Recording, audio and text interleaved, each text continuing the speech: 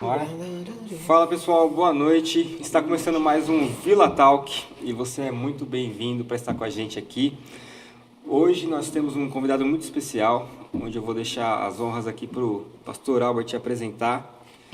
Mas já adianto que é o Edu Molina, conforme a gente fez a propaganda aí no Instagram, nas nossas redes sociais. E já vou aproveitar para pedir também para você deixar o seu like, o seu comentário, você que está aí com a gente. Nos ajuda a divulgar esse vídeo, porque o próprio YouTube, a plataforma, entende também que isso é relevante. Agora, assim, o engraçado... O pessoal, Mas eu desliguei. o pessoal tá achando engraçado aqui, porque antes da gente entrar no ar, o Marcelo falou, vamos abaixar o volume do celular. E aí falaram, não, tá tudo abaixado, agora estamos ouvindo o barulho do celular aqui. Mas enfim, faz parte. Tudo bem, faz parte. E, bom, eu sou o Gui Carvalho, tá comigo aqui o Marcelo, o Albert, como sempre, muito bom estar de volta. E, por favor, apresente o nosso convidado. Boa noite para todo mundo, boa noite para você que está acompanhando, que vai acompanhar também, vai assistir em outro momento. E a gente está aqui com um cara que a gente se conheceu, tem aí uns 5 anos atrás. 5 anos, por aí. Tal, e já fizemos muitas coisas juntos, trabalhamos juntos com ecléticos e tudo mais. Edu Molina, seja muito bem-vindo, que legal que você está aqui. Eu não tenho condições de apresentá-lo de forma adequada, pessoal. Eu vou apresentá-lo como meu amigo, mas não é suficiente. Então, Edu, fala um pouquinho mais de você. Né? Eu sei que você está estudando pra caramba, eu sei que você é especialista em quadrinhos, eu sei que você está dando palestras no Brasil inteiro, quiçá fora do país. Por favor, fale um pouquinho mais sobre isso. Chegaremos fora do país ainda, né? Mas aqui no Brasil já rodamos alguns estados aí. É um prazer estar com vocês, né? Que sempre bom dividir esse espaço com o Albert, com o Gui. Já não é de hoje que a gente faz esse trabalho juntos, então é legal estar aqui com vocês. Cara, então, bem resumidamente, né? Eu hoje sou professor, sou historiador. Quando o Albert fala que eu pesquiso história em quadrinhos, né? Eu faço hoje um mestrado em história em quadrinhos. Então, buscando a discussão sempre do quadrinhos como uma fonte histórica. Né? Então, que dá pra gente olhar para qualquer história em quadrinhos. Eu faço sobre o Batman, mas pode ser uma história da Turma da Mônica. Você vai conseguir encontrar algum contexto político ou social que você consiga discutir. Né? Então, a minha ideia sempre é essa, de trazer o quadrinho com essa reflexão histórica. Né? Então, eu estou fazendo um mestrado em cima dessa área. Paralelo a isso, né, também tem um trabalho, daria para colocar, né, como ministerial também, nessa questão mais nerd, né, da discussão da cultura pop com o evangelho. Infelizmente eu falhei em não trazer uma cópia do meu livro aqui, que eu sou um cara que mal divulga o meu trabalho, mas eu escrevi um livro chamado Eu Vilão, em que eu discuto 3 vilões da cultura pop a partir da perspectiva cristã, mostrando que na real nós somos os vilões da nossa história e precisamos de Cristo para nos resgatar. Legal. Então, basicamente... Minha esposa leu o seu livro. Eu li também. Eu li teu livro, da hora. Eu não vou perguntar se você leu, né? Se você já falou que se a sua esposa leu, o Gui leu, eu não vou... É melhor. Eu recomendo, Deixa quieto, pessoal. eu vou- Muito bom, Gente, muito bom. gente de mão, quero dizer que eu recomendo, Excelente, muito bom. excelente. Pô, eu não li. O empresto- problema dele é ser curto demais. Isso é verdade, o Guilherme falou isso Eu mesmo. falei, nossa, li rapidão, assim. Foi... Porque é uma Mas muito bom. sentada para poder ler. Estamos, assim, trabalhando no 2. Já tem alguns vilões escritos aí, que com essa correria, a pandemia, mestrado, então meio que tá quase engavetado o negócio, mas eu estou escrevendo aos pouquinhos aí, então se o 1 é curto, vamos ver se o segundo dá uma melhorada no nível aí. Os né? vilões são o Sauron, né, do Senhor dos Anéis. Isso. Coringa E o Darth Vader. Darth Vader. O Sauron trabalha muito a relação de poder, com o Darth Vader uma perspectiva de redenção, e com o Coringa essa ideia do caos, né, da loucura e do quanto é importante nós nos mantermos no chão em meio a esse caos. E o legal sobre o Darth Vader, a gente fez um eclético Nós fizemos um eclético. do Darth Vader para adolescentes, foi lá no Colégio Eco, foi muito legal e tal, falando dessa questão da redenção, né? E eu, na verdade, assim, eu não sou nerd, eu não sou geek, eu não sou, enfim. Mas a gente vai tentando aprender com aqueles que são, né? E tal. Por exemplo, aprendi muito sobre a Turma da Mônica com Com o o Marcelo. Marcelo. Minha mãe chama Mônica. Então, minha família é a turma da Mônica. Só se for isso. Antes da gente entrar de cabeça no nosso tema, eu só queria, Edu, que você explicasse também o que é cultura pop. Peraí, Porque a gente- rapidinho. Antes disso, pra gente falar um pouquinho, só rapidinho, vocês que estão assistindo a gente, deem o seu feedback aí sobre o áudio, se vocês estão escutando bem. Comenta aí no chat se tá legal o som, se vocês estão ouvindo o Edu, o Albert, o Gui, se tá todo mundo saindo bem aí, né? No seu fone, se está estourando, se está tendo problemas, porque a gente está com a equipe técnica reduzida, né? E a gente tem que ficar se virando, eu controlo daqui, enfim, é uma loucura, mas É ao vivo, né? mas estamos aí, gente. Então ajudem a gente aí, tenham essa compreensão também e sintam a vontade de mandar as suas perguntas conforme a gente vai também falando sobre os temas e as coisas que estão rolando, beleza? Isso aí. Desculpa te interromper aí, Gui. Que isso? Retome o raciocínio. Voltando à pergunta, Edu, o que é cultura pop? A ideia que a gente pensa hoje de cultura pop, ela passa muito por aquilo que a ideia do pop é de popular, né? Então hoje a gente entende como essa cultura pop tudo aquilo que é acessível à maior parte da população, né? Então exemplos básicos assim, de cultura pop hoje você pode ter, por exemplo, né, falou da questão dos nerds, né? Então aquela tonelada de filme da Marvel. Não vou falar da DC porque é uma frustração muito grande, né? Então, mas assim, né, essa pegada que a gente tem vindo dos anos 2000 para cá com os filmes de super-heróis, filmes, séries, né? Então tudo aquilo que tem acesso a grande parte da população. Então tudo isso a gente entende como cultura pop. Legal. Legal. Trazendo ainda mais para o nosso tema, a gente se propôs hoje a estar falando sobre a figura do Jesus histórico, né? Uma vez que a Páscoa está aí próxima, e eu queria também iniciar perguntando para você, você acha que a Páscoa hoje e a representatividade dela histórica na sociedade, ela caiu no mesmo lugar do Natal? Como que você enxerga isso, aliás? A gente foi pensar nessa questão de cair no mesmo espaço que o Natal, seria algo mais trivial, que perdeu sentido, comercial.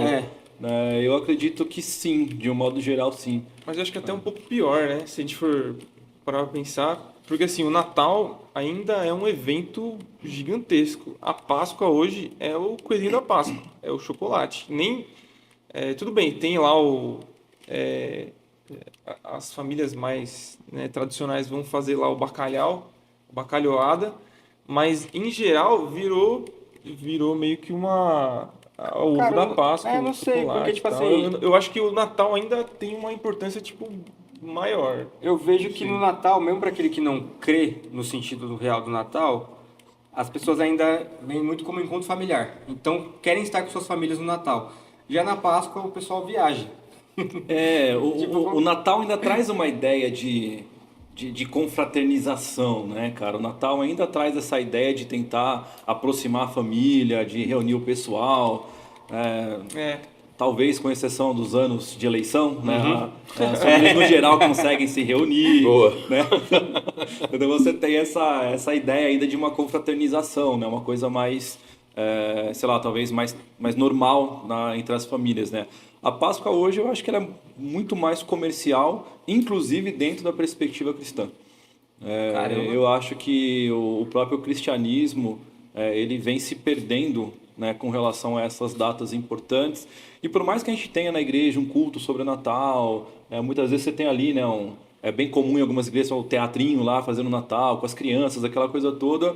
Mas eu acho Coral, que né, Albert? Coral, cantatas ali, né? Mas eu acho que se trabalha pouco a ideia daquilo que realmente é a Páscoa, na sua essência, né? Eu acho que ela perdeu talvez mais do que o próprio Natal. Eu acho que hoje a Páscoa ela é um pouco mais, ela se focou mais nessa questão comercial. Você citou, o pessoal viaja, né? Aproveita o feriado para viajar, do que realmente você está pensando em trabalhar um contexto mais apropriado daquilo. Desculpa, pai, pode falar. Eu estava pensando aqui sobre isso, como é que nós fomos nos distanciando. Quando a gente pensa em história, a gente pensa em marcos. Né? Não sei se faz sentido. Faz. Né? A gente pensa em marcos. E quando a gente está falando da história do cristianismo, nós estamos falando em determinados marcos. E uma das coisas que a gente perdeu, e eu me coloco entre esses, né, que de alguma forma se distanciou disso, né, e eu fiquei tentando resgatar por que eu me distanciei, o que me levou a esse distanciamento. A gente se distanciou do calendário cristão, né, dessa agenda que de alguma maneira norteava, direcionava e nos fazia lembrar da importância desses marcos, né? E quando a gente fala da Páscoa, por exemplo, a própria Páscoa ela é uma agenda de Deus para o mundo. Ela não é uma agenda nossa, é uma agenda de Deus. E eu acho que então a gente foi substituindo a agenda de Deus pela nossa agenda. Me dá a impressão que esse movimento. E eu acho que, talvez pegando um gancho aí naquilo que você colocou, eu acho que a gente substitui, né, essa agenda e a gente coloca os nossos compromissos. Né? Então, nós temos que fazer um culto de Páscoa. Nós temos que fazer, né, um culto especial para as crianças na Páscoa. Nós temos que fazer um coral, uma peça, nós temos que fazer alguma coisa sobre a Páscoa. Mas a gente esquece o que é a Páscoa. Porque o problema não é fazer, é porque estou fazendo. Exatamente. Uhum. Eu acho que isso a gente realmente começa a perder de vista. Talvez seja uma característica das igrejas de hoje, né? Não sei, o Albert como pastor possa falar melhor, mas a gente hoje preencheu, as agendas foram preenchidas com um ativismo muito grande, e ao mesmo tempo a gente vai deixando o evangelho cada vez mais para trás. É mais importante cumprirmos as agendas, as datas, do que de fato a gente pensar na essência do evangelho para com aquelas datas. Muito bom, muito bom.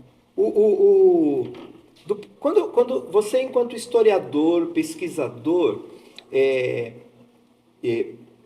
como é essa relação entre o que o mundo vive, o que o mundo apresenta, e eu estou usando aqui a expressão mundo, como aqueles que não têm uma fé ou que não professam uma fé, né? Como é que o mundo se apresenta ou interage com a própria fé? Antes de você chegar, a gente estava aqui trocando uma ideia e a gente lembrou, por exemplo, de dois personagens do quadrinhos que são personagens relacionados com a fé. Um é o Demolidor, né? Com a fé cristã, que é o Demolidor. E o Noturno dos X-Men. Exatamente. E aí a gente ficou pensando, né? E assim, volto a dizer, eu sou bem alheio, né? Tudo que eu pego é o que vocês trazem e aí eu fico interessado em saber um pouquinho mais, etc. Mas eu nunca fiz uma pesquisa de cunho próprio e tudo mais. Mas até porque você tinha que estudar no seminário, tinha que ser exatamente. Alguém tinha que fazer esse Eu tinha que fazer outras coisas, né?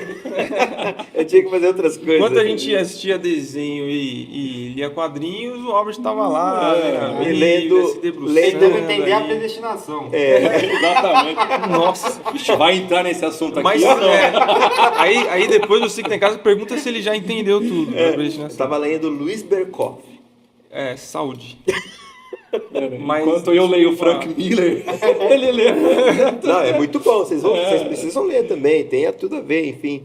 Mas a minha pergunta é, como é que relação é essa? Como é que o mundo vê isso quando você olha para os quadrinhos e naquilo que você tem como expertise e pode trazer pra gente? Não sei se ficou claro.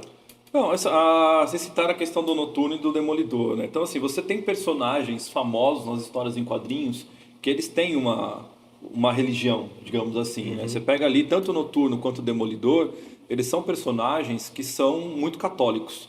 Né? O Noturno, principalmente. Né? O Noturno, ele é um cara que todo lugar que ele vai, você pode ver que ele carrega um terço junto. Antes dele entrar em ação, ele faz ali ele para, ele reza, ele vai. Ele é um cara que ele é contra, por exemplo, né, essa violência em excesso. Ele é um cara que ele é contra matar alguém. Então ele é um cara que ele tem preceitos que são baseados naquela fé que ele tem, né? O Demolidor, ele já vai um pouco mais para a questão da violência, porque ele tem um problema com a fé. Tem uma história que é bem conhecida, né, do Demolidor, que chama O Diabo da Guarda. E nessa história, o Demolidor ele entra em crise, uma crise existencial, né, se aquilo que ele faz, né, enquanto herói, né, condiz com a fé que ele tem, né? Então ele entra numa crise, né? Para quem assistiu a série do Demolidor, que estava na Netflix, se eu não me engano, a terceira temporada ela pega um pouco desse recorte dessa história, e você tem o Demolidor discutindo com o padre várias vezes, né, sobre essa questão de fé. Então você discute um pouco dessa perspectiva com alguns personagens. Você tem ali, por exemplo, né, o Superman. O Superman é metodista, né? Então ele tem uma família metodista, né? Então ele tem algumas histórias que ele não fala abertamente da questão da fé, mas os princípios que ele tem, né, vão mais ou menos norteá-lo sobre aquilo. Ele é completamente messiânico, né? Tipo, sim. A parada dele vir... A própria construção do personagem. O personagem é extremamente assim, ele foi feito por Deus judeus, tá? Então, assim, a figura messiânica está explícita na figura do Superman. Tá? Então, quando você... E não é necessariamente Jesus Cristo. Seria na figura de Cristo mesmo. A figura de Jesus ali estampado. Eu acho que porque são os judeus. Mas aí você tem a figura do Messias que eles esperam. O Messias que vem pra quê? O Superman é o cara que o quê? Que abaixa a cabeça, que aceita tudo. Ele é um cara que vem pra lutar. Não, por isso que eu falei que não é necessariamente Jesus Cristo. É o Messias que eles esperam. Exatamente, não né? Exatamente, né? Conhece. Então, embora seja, né, um Messias americano. É o cara que veio, é um extraterrestre que caiu na Terra, vai ser criado no interior dos Estados Unidos com uma família metodista. Ele é acostumado a ir à igreja aos domingos, né? Ele é um cara que coloca, né, a vida dele, né, sempre a favor dos outros. A ideia do altruísmo, né? O altruísmo ali que ele coloca em relação aos outros. A história, por exemplo, da morte do Superman, quando você tem ali a morte dele no filme... Esse quadrinho aí. Esse quadrinho eu tenho, ele vale uma grana hoje.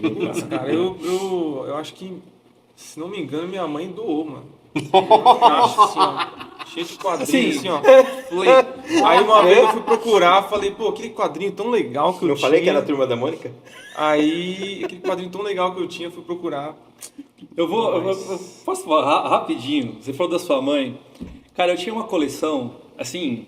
Eu não sei nem quantos gibis eu tinha, cara. Eu guardava num armário enorme do lado de fora de casa.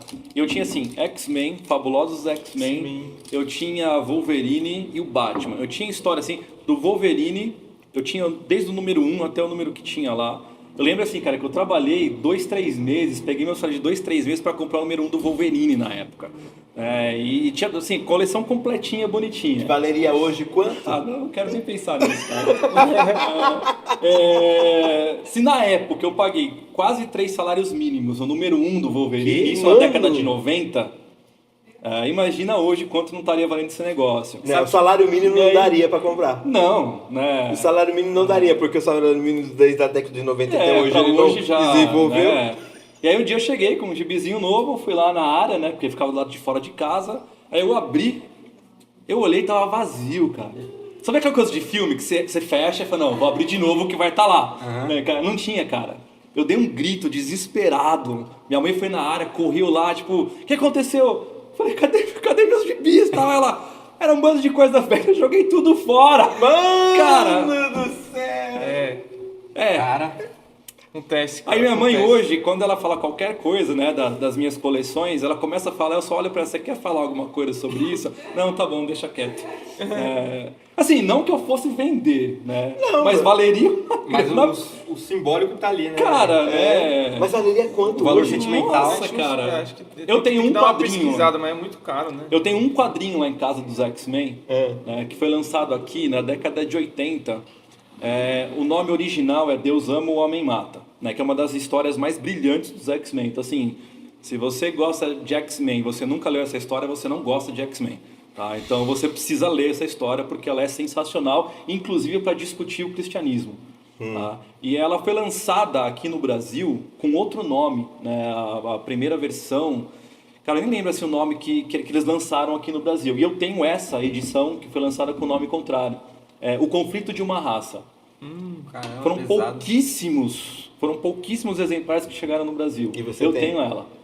Eu achei num sebo por R$26. Nossa. Vale mais de, cara, uns 3, 4 mil reais. Caramba, meu. Tá lá em casa. Minha esposa vive querendo vender. Vamos vender para pagar a conta. Eu falei, Não dá, né, mano? depois que eu morrer, vocês fazem o que eu quiser com as minhas coleções. Quando eu estiver vivo, eu fico com dívida. Mas eu não vou pagar nada que eu tive. Deixa quieto, né, cara? Oh, meu Deus do céu. E era uma era de ouro também, né? Essa época de quadrinhos entre 80 até 90, Não tinha internet, né, mano? Os anos Foi 80 e os uma- anos 90 foram anos que cresceram muito na questão dos quadrinhos aqui. né? E as histórias eram muito boas, assim, e eu acho que que foi quando surgiu, surgiu não sei, né, mas enfim, quando começou a se discutir um pouco dessa cultura pop, porque o quadrinho, a partir de 90, né, começa a influenciar também o cinema, né? Sim. E aí, ou seja, uma discussão que você está pegando ali de histórias em quadrinhos e ali eles têm a ousadia de discutir, enfim, várias pautas sociais, humanas, né? Enfim, como a desigualdade entre o negro e o branco, né? Todos os preconceitos, preconceito contra homossexuais, né? Enfim, LGBT, né, tudo mais, essa comunidade que sofre preconceito. Naquela época, eles já estavam discutindo isso. Eles já estavam discutindo também política, né? Eles já discutiam essa questão política. E, ao mesmo tempo, também já se discutia esse contraste da religião, né? Que a gente está falando um pouco, né, voltando um pouquinho para o nosso tema, que é a parte do que a igreja tem a dizer para essas pessoas que estão ali à margem da sociedade e tudo mais, por que a igreja não fala e como que a igreja deve se posicionar. E aí eles utilizavam a criatividade, né? Os mutantes e tudo mais. Né? A gente tem hoje, infelizmente, não é divulgado nem pela própria igreja, né? Mas nós temos hoje uma leva de quadrinistas cristãos muito grandes. Você tem histórias que são realmente histórias bíblicas, e não estou falando de história bíblica do cara pegar a Bíblia e transformar numa história em quadrinhos. Mas- É o cara criar uma história como um X-Men qualquer, só que com contexto bíblico. Então você usa sei lá, você pega uma passagem do Evangelho de Jesus e você cria uma história no mundo atual e você discute Sim. aquilo. Eu tenho amigos que trabalham com isso. Tem o Marcos, né, ele tem um projeto, né, o Guerra dos Reinos, né, em que ele é um quadrinista cristão e ele trabalha, né, até com histórias de terror, né, trabalhando com contextos cristãos. Seria o Tolkien do nosso tempo? Cara, você tem caras que que pensariam dessa forma, né? Dessa forma. Então você tem ali eles, né? Tem outros assim que trabalham com charges, como o Paulo Vardiero, né? Que trabalha com charges, né? Charges cristãs. Você tem ali, né? Mais outros dois ali que eu conheço, o Rafael que trabalha com chamado Amigo Jesus, né? Que são tirinhas curtas ali também. Tem outro que é dos Supermanos. Tem dois amigos assim também que trabalham não com quadrinhos, mas com YouTube e podcasts, né, que é o Bando de Quadrados, né, o Mike e o Tato. Então, assim, você tem pessoas que trabalham, né, com essa perspectiva cristã, né, da história, só que nem dentro do próprio cristianismo isso é divulgado. São grupos muito pequenos que conhecem esse tipo de trabalho. Então, a gente tem a ferramenta, só que a gente não usa. Você não acha que isso tem a ver com um certo preconceito da própria igreja em relação a essa forma de divulgação, de arte? Sim, assim, eu posso falar até do meio acadêmico, cara. Se no meio acadêmico os quadrinhos são mal vistos, Sim. tá? Uma das grandes brigas que a gente tem hoje na academia é de você conseguir mostrar que o quadrinho é fonte histórica. Imagina isso dentro de uma igreja. Igrejas tradicionais, conservadoras, né? Você pensar numa história em quadrinhos como uma forma de você evangelizar. Tá? Hoje, num grupo ali que eu faço parte, estavam divulgando a Bíblia do Minecraft. Então, os caras pegaram o quê? Eles pegaram, né, as histórias bíblicas e fizeram um quadrinho tipo Minecraft, cheio de quadrado lá, e estão contando as histórias bíblicas no padrão do Minecraft. Pra quem não sabe, Minecraft é um jogo de computador, né? Não é nem videogame. É videogame. Tem de videogame, Tem videogame também, Ele é um né? jogo mundo aberto, ele é até meio pixel, assim, no formato Ele meio é todo pixel. pixelado. Se você tem Então, filhos, você já viu isso aí. Exatamente. Você constrói, você tem que construir o mundo, as coisas. Tá? Nesse sentido, então, só reconectando, né? Eu posso entender que essa desconexão entre o que a fé cristã tem para mostrar e a realidade do mundo em torno da igreja, e aqui igreja entenda-se fé cristã, né? Há uma desconexão por falta de interesse, qual seria a razão? E por que eu estou dizendo isso? Porque se a gente está falando da Páscoa, daqui a pouco a gente pode até entrar um pouco mais nos aspectos históricos da Páscoa, mas se a gente está falando da Páscoa, que os próprios cristãos, eles vão se afastando da sua essência e tudo mais, se eu me afasto dessa essência, eu não apresento. Exatamente. Eu não apresento. Né? Então, essa desconexão se dá por essa falta de interesse? Cara, eu vou até um pouco além da questão da falta de interesse. Eu ainda acrescento a questão da religiosidade. Eu acho que a maioria das igrejas hoje se preocupam muito mais com a religiosidade do que de fato com o Evangelho de Cristo. Então isso cria uma desconexão muito maior. Então, ao invés de, sei lá, da igreja se abrir para novas discussões, para novas possibilidades de evangelização, para novas formas e contextos, né, ela prefere manter o padrão tradicional, né, de 200 anos atrás. Né? Por quê? Porque aquilo sempre foi feito, porque nós não podemos mudar aquilo, porque a liturgia do culto é essa, porque não tem espaço para aquilo. Você pega igrejas, né, sei lá, talvez as mais pentecostais são um pouco menos presas a isso, né? Mas tem aquela questão da liturgia, né? Então, cara, o Espírito Santo quer falar no culto, peraí, Espírito Santo, você não está na liturgia hoje, você não pode aparecer aqui. Então, acho que as pessoas engessam o evangelho de tal forma que a gente não se permite, né, essa conexão com aquilo que está acontecendo. Então, a gente não vê o que acontece lá fora e a gente não consegue criar mecanismos, né, para conseguir atingir aquilo de uma forma sadia, de uma forma cristã. E além disso, também existem alguns tabus, né? Então, que eu não sei se foi por causa dessa religiosidade que o Edu está falando muito bem, que também demoniza muita coisa que às vezes nem era para causar esse impacto, né? Como, por exemplo, as próprias histórias em quadrinhos, assim. Eu acredito que a igreja talvez é algo um pouco mais recente, ela olhar com bons olhos para esse material, né? Tipo, o que eu quero dizer com isso? Por exemplo, a gente foi ter quadrinhos, né, como o Edu estava falando, que falassem de histórias bíblicas muito mais depois dos anos 90. Nos anos 80, que eram quando tinha esses personagens até bem questionáveis, né, culturalmente, religiosamente, às vezes era até proibido, assim como desenhos também. Tinha desenhos que a gente era proibido de ver por causa de alguma mensagem, referência, alguma coisa assim, e aí a religião coloca ali uma paredezinha ali que a gente não pode ultrapassar, né? E aí acaba não usando tão bem, né? A gente acaba, ou fica um pouco atrasado. Sempre se aceitou muito bem um quadrinho, se é um quadrinho da Bíblia. Então eu pego uma historinha da Bíblia e faço um quadrinho para mostrar para criança. Aí beleza, aí tá valendo. A história de Jesus, faz a história, que é legal também. Tem muito seu valor e tem uns quadrinhos sensacionais. Assim, exatamente. É aquela coisa assim, não é a crítica ao quadrinho em si, mas é você só se prender àquilo. Aquilo para um adolescente não vai servir, cara. Desculpa, um adolescente não vai pegar para ler uma Bíblia em quadrinhos. Né? O adolescente é uma coisa a mais. A discussão dele é outra.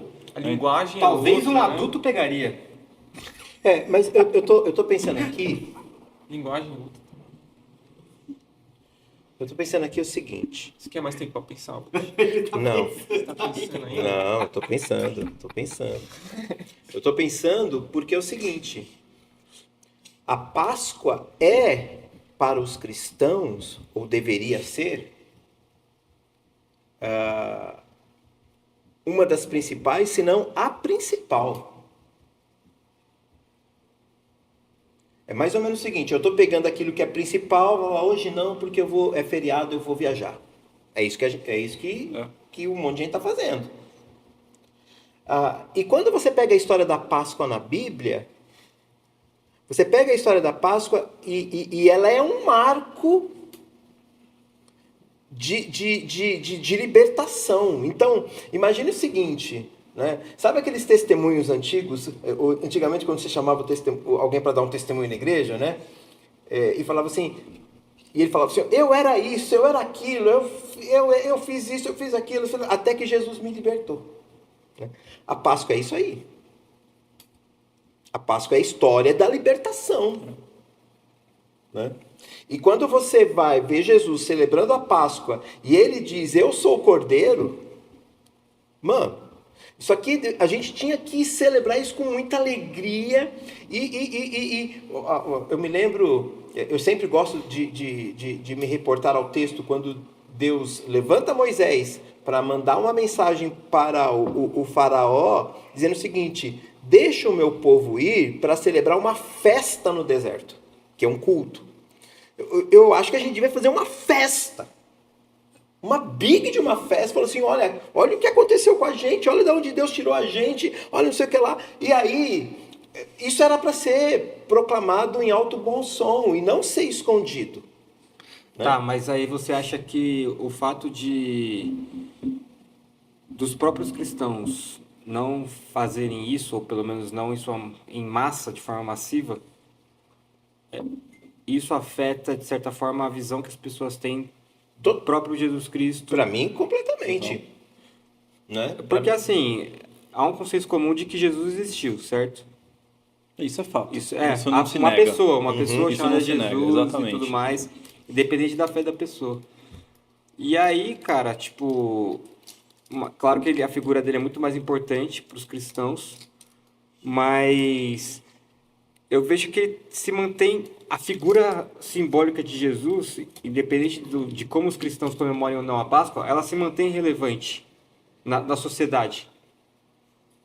Não, talvez não como filho de Deus. Sim. Mas ele está sempre sendo falado. Seja no quadrinho, seja no filme, ele está sendo retratado de alguma forma. O problema na sociedade é que eu associo a Páscoa ao coelhinho. Aquilo que a gente começou a discussão. Então, assim, eu não discuto o Jesus da Páscoa.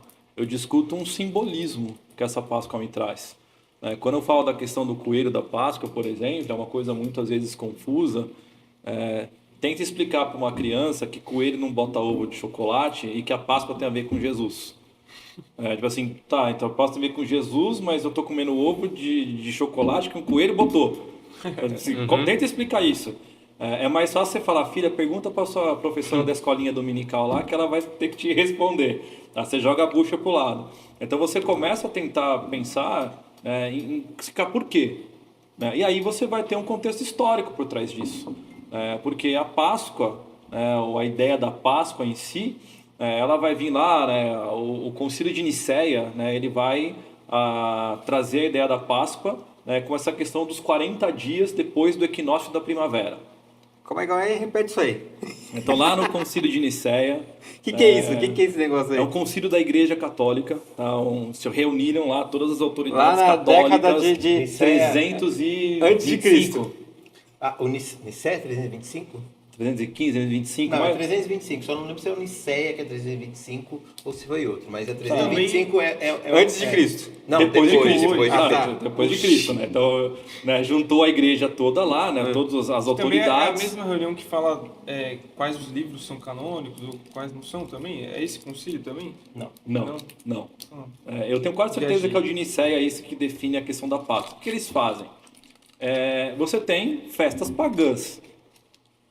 Então, o que a igreja faz? Nós precisamos trazer essas festas para o cristianismo. Então, o evangelho está se propagando, eu preciso fazer o quê? Eu pegar lá a cultura germânica, por exemplo, e eu preciso fazer o quê? Absorver a cultura germânica e trazer ela para o contexto católico, né? Cristão católico. É mais ou menos quando na época de festa junina a igreja resolve fazer um arraial. É mais ou menos isso, tá? Então ela se apropria de uma coisa que não nasceu dela para fazer algo para ela. A igreja evangélica, no caso, né? Exatamente. Então o que esse concílio define? Olha, então nós vamos marcar aí 40 dias, que é a tal da quaresma, tá? Então vamos definir 40 dias depois do equinócio da primavera, tá? Então assim, o equinócio da primavera seria o dia mais longo que marcava, né, o começo da primavera. Então assim, bateu ali, conta 40 dias, a gente vai fazer o quê? Celebrar a Páscoa. Tá? Então você definiu uma data, por isso que tem a quaresma, né? E ela não é uma data muito bem definida, porque esse equinócio ele não é uma data fixa, ele muda, né, de acordo com a época e tal. A gente baseia hoje mais ou menos na questão do carnaval. Tá? Então hoje é baseado em cima da questão do carnaval. Acabou o carnaval, 40 dias depois você tem ali a celebração da Páscoa. E aí você começa a trazer o quê? Mas a celebração da Páscoa não tem nada... Aqui no Brasil é uma data, em outros países é outra. Então, aqui no Brasil eu marco a partir do carnaval. Em outros países você tem a data a partir dessa visão que eles têm, que normalmente bate na mesma época. Bate na mesma época. Tá? Então a data é mais ou menos ela é fixa para todo mundo. Tá. E aí você tem o quê? Você tem lá entre os povos germânicos, tá, uma deusa que é acho que é Eoster, nome dela, que também vai ser chamada de Ostara. E aí essa deusa ela é a deusa da fertilidade. Onde vem Eoster? O que você faz? Você traz aquela ideia e você apropria aquele símbolo. Então, quando você pega para o inglês, né, o Easter vai ser o Easter, né, da Páscoa. E no alemão, né, o Ostara vai ser o Ostern, né, que vai ser também a ideia da questão da Páscoa. Então você traz o quê? Quais eram os símbolos da fertilidade? O coelho e o ovo. Então o que eu faço? Eu trago esses dois símbolos e eu junto eles com a ideia da Páscoa. Então não é que o coelho bota ovo de chocolate. O coelho é um símbolo de fertilidade para um povo, o ovo é um símbolo de fertilidade para o outro. Mas eu não vou explicar isso pro meu filho, não. Não, isso aí é bagunça, cara. A minha filha quer saber o seguinte: quantos ovos eu vou ganhar nessa Páscoa? Exatamente. Mas a Páscoa é um evento que se comemorava mesmo antes de... Já era uma festa judaica. Sim. Da onde veio isso aí? Não, se eu pensar na questão do judaísmo... Desculpa até te cortar, Edu. É que eu vi uma frase esses dias assim: não tem como você entender a Páscoa por completo se você não entender onde ela começou. Ou seja, na festa judaica. E ao mesmo tempo não adianta... A Páscoa, ela é o Pessah. E ela se inaugura como símbolo da libertação do povo judaico, do povo judeu, do Egito, da escravidão do Egito. Então é ali que se inicia. É a morte dos primogênitos, a morte né? dos primogênitos. Onde passasse o anjo. A décima praga. Décima praga e tudo então, mais. Então o judeu sacrificava um cordeiro, pintava no umbral da porta lá com o sangue. Então onde tinha aquele sangue, o anjo da morte passava direto e preservava aquela família. Então você comemora o quê? Essa libertação. Essa libertação. Então você não comemora a fertilidade. Então essa apropriação que o Edu está trazendo, ela é uma apropriação cultural. É cultural. Assim como o Natal. O Natal, originalmente, o dia 25 de dezembro, ele não é uma data que cravou, Jesus nasceu aqui. Sim. Ele é uma data de festas pagãs que o catolicismo fez o quê? Vamos converter essa galera e essa festa pagã vai virar o dia do Natal, que é o nascimento de Cristo. Então é uma apropriação cultural para você meio que forçar a barra do cristianismo em cima da galera. Ou seja, ao invés de você celebrar aquilo que você tem, você de alguma forma entra você vende.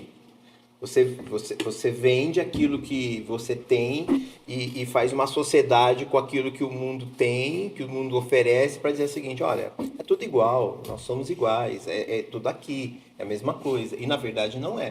E eu acho que é nisso que a gente perde a nossa autoridade, que a nossa força, não a nossa autoridade, a nossa força de dizer o seguinte: mesmo que eu celebre a Páscoa dentro dessa questão dos 40 dias e tudo mais, mas a razão da gente celebrar é outra.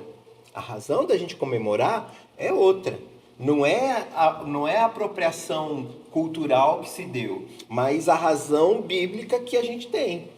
Até porque Jesus é o Cordeiro, né? Depois a gente fica sabendo disso. Ele é o Cordeiro que tira o pecado do mundo. Só que a gente não a gente, uma coisa que eu costumo dizer é o seguinte: se você não tem pecado, você não precisa se arrepender e nem de perdão. Logo, você também não precisa que Jesus morra. Só que a gente não fala que Jesus morre. Se a gente não fala que Jesus morre, ele não precisa morrer. Ou a morte dele não serviu para nada. Então, a Páscoa seria para a gente celebrar a libertação, agora trazendo para o cristianismo, a libertação pela morte do Cristo, né? Exatamente. Sim, mas eu entendo que você está falando isso de uma perspectiva para pessoas cristãs já. Então, da igreja para a igreja. Eu estou entendendo isso. É isso que tem que romper. Não é da igreja para a igreja. Mas quando você fala assim, me dá essa impressão. Você está falando para a igreja. Não, o que eu estou querendo dizer é o seguinte... Deve ser pastor. O que eu estou querendo dizer é o seguinte... porque... Não é por isso, é porque você é filho de pastor. Resolvam em casa isso, por favor.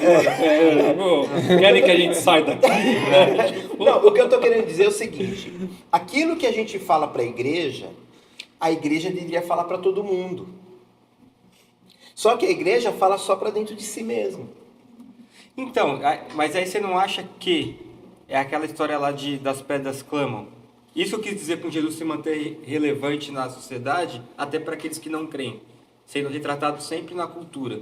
Ou então sempre está falando do Jesus histórico, no caso, que essa pessoa... Então, isso pode ser... Eu entendo o que você está dizendo e concordo, porque eu acho que as pedras clamam mesmo. Porque se a gente não faz... Alguém vai fazer. Mas através da figura do Jesus histórico, as pessoas ficam curiosas em saber quem ele foi. Agora, a minha pergunta é possível entender que ele foi filho de Deus somente com evidências científicas ou provas da existência dele, a forma como ele foi crucificado, enfim? Uma questão, eu lembrei de uma coisa quando você falou da questão das pedras clamam. Oi? Você tem uma ideia, tá? Eu até gravei um podcast faz pouco tempo sobre isso. Os irmãos do Metallica, eles têm uma música chamada Creeping Death. E essa música fala sobre a libertação do povo do Egito. A galera vai no show do Metallica e os caras enlouquecem nessa música, porque é uma das músicas mais famosas do Metallica. E essa música é como se fosse o anjo da morte contando a história do povo de Israel, que era escravo no Egito. Esse anjo fala sobre as pragas que recorreram no Egito e ele fala o quê? No texto da música ele fala sobre aquelas portas que tem o sangue eu não passo, o resto eu mato. Eu sou o anjo destruidor, eu sou aquele que rasteja pela terra e vou matar o primogênito de todo filho do Egito. Cara, se eu não falo, o Metallica tá fazendo todo show que ele faz, ele tá falando sobre isso. E as pessoas, tipo assim... Não se ligam. Não se ligam. Uhum. Tem gente que se liga, tem gente que canta essa música, para ler a letra e fala, caramba, que loucura é essa? Eu gravei um podcast uma vez com... Bora colocar no louvor, hein, poxa. Eu já preguei com essa música e eu só falei que era do Metallica no final para não me expulsarem da igreja. Mas todo mundo gostou, nossa, que da hora, que legal, tal. Aí eu falei, pô, eu esqueci de falar de quem é a música. Metallica, tipo, eu postei e saí correndo, né? Eu falei agora, eu vou embora, já acabou, já fiz o que eu tinha que fazer aqui, tô indo embora. Eu gravei um podcast com o Zé Bruno uma vez.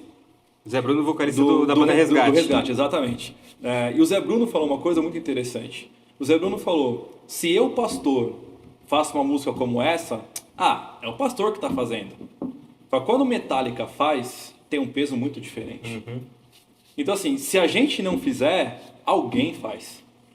Esse Jesus que a gente crê, esse Jesus sobrenatural que a gente crê, se a gente não falar sobre ele, o Jesus histórico fala. Uhum. Porque ninguém nega a existência de Cristo. Existem uma das coisas que os romanos sempre foram, eles sempre foram muito organizados, tá? Então, assim, tudo no Império Romano, você tem documento. Uhum. Então, para quem estuda direito, você tem um semestre ou um ano, né, dependendo da faculdade, de direito romano. Porque os romanos fundamentaram a ideia do direito. Então, tudo que aconteceu no Império Romano é documentado. Você tem a documentação do julgamento de Cristo. Então tá lá, cara. Caramba! Cristo foi julgado, existe a documentação. Ele foi julgado, ele foi condenado. Pelo quê? Por causa disso. Então tá lá, tá provado. Esse Cristo existiu, esse Cristo morreu e foi crucificado. A ressurreição de Cristo, aí é uma questão de fé. Agora, que Cristo existiu, ninguém nega. Que esse Cristo fazia milagres, ninguém nega, porque está documentado. Ninguém sabia explicar como é que um cara que era paralítico, de um dia para a noite está andando. Isso está registrado. Esse Cristo que mudou a história, esse Cristo que andava pregando sobre paz, sobre amor, sobre quebra de barreiras, paradigmas, isso está documentado, isso ninguém nega. A pessoa pode ser cristã, pode ser espírita, pode ser até um ateu, ele não vai negar a essência de Cristo. Então esse Cristo histórico está lá. Esse Cristo que morreu está lá. Então se a Páscoa é esse Cristo que morreu, ninguém nega que ele morreu. E aí vem a nossa perspectiva cristã, nossa fé, do sobrenatural, de acreditar que o quê? Que esse Cristo ressuscitou. E dizer isso, né? De crer e testemunhar a respeito disso. E para mim, é esse o grande paradoxo, né? Nós temos uma história extraordinária, que é a grande história, que impactou toda a história, né? Então as nossas histórias foram impactadas por esta grande história. Não é à toa que a gente olha para a sociedade e a gente vê um estado chamado São Paulo, uma rua chamada de São João Batista. Isso não aconteceu do nada. Isso aconteceu porque havia um impacto do cristianismo extraordinário. E a gente é herança desse impacto. Mas isso foi se perdendo. E foi se perdendo. E quando a gente vai entrar aqui... Você falou da quaresma, por exemplo, né?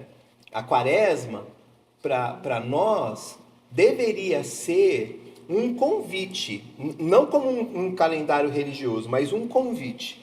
Um convite a você se abster de coisas...